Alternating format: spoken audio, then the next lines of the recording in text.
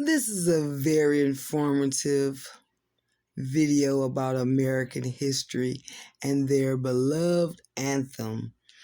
How they love singing about the murder of African Americans, who are the biblical Israelites. We are nor Africans nor are we Americans. But let's hear him say it. He writes regularly for the New York Daily News. He wrote this piece called Why I'll Never Stand Again for the Star-Spangled Banner.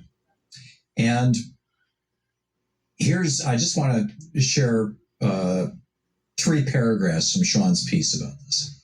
He says, first off, he's talking about the Star-Spangled Banner.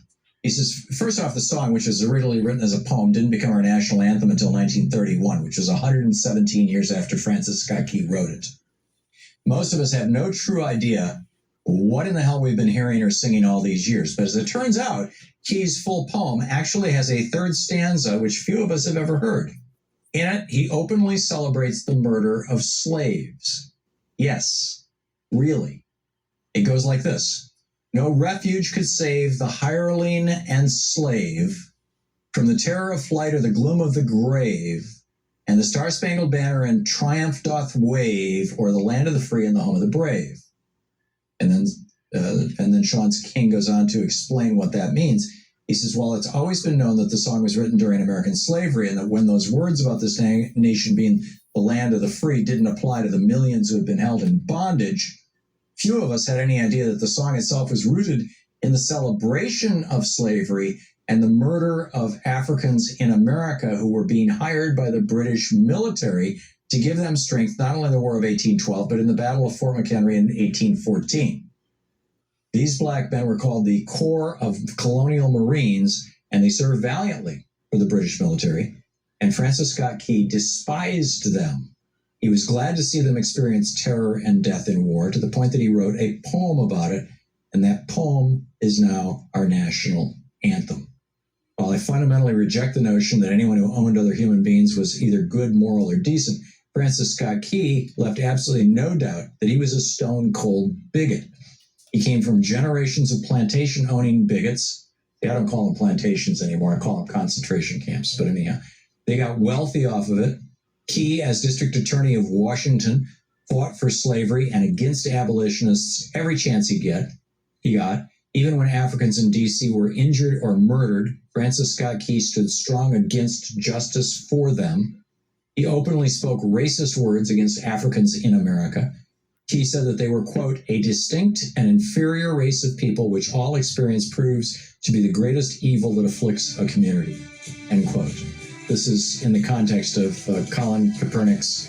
Unfortunately, is still stuck in its white supremacist past. Mississippi, where a white supermajority in the heavily gerrymandered state house voted to create an entirely separate court system and expanded police force within the city of Jackson, the blackest city in America, that would be appointed completely by white state officials.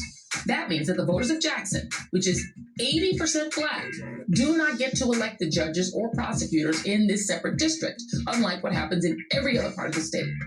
White officials currently hold all the statewide positions. They would do the appointing, and no black official has ever held any of these positions. In fact, the last time a black Mississippian held statewide office was during Reconstruction. And the state, despite being 1/3 African American, is gerrymandered to have exactly one black congressman, Representative and January 6th Committee Chairman Benny Thompson.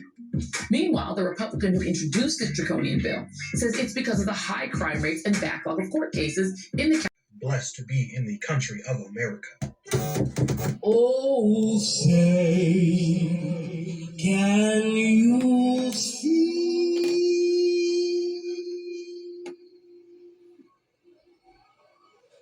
by the blood in the streets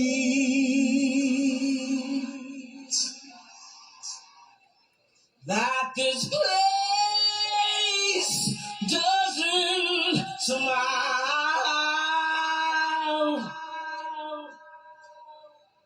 on you, colored child,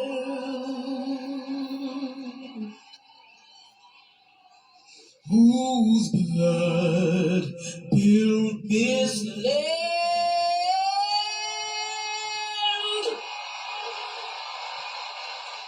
with sweat on their hands,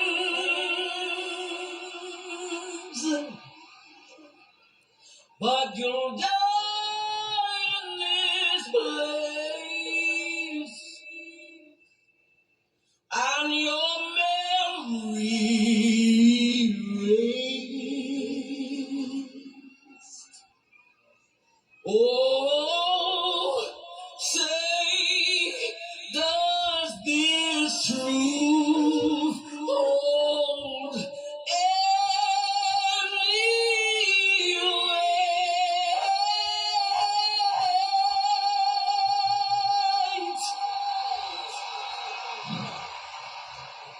This is what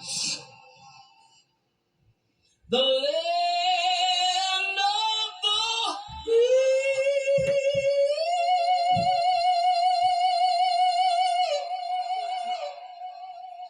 but the home of the slave.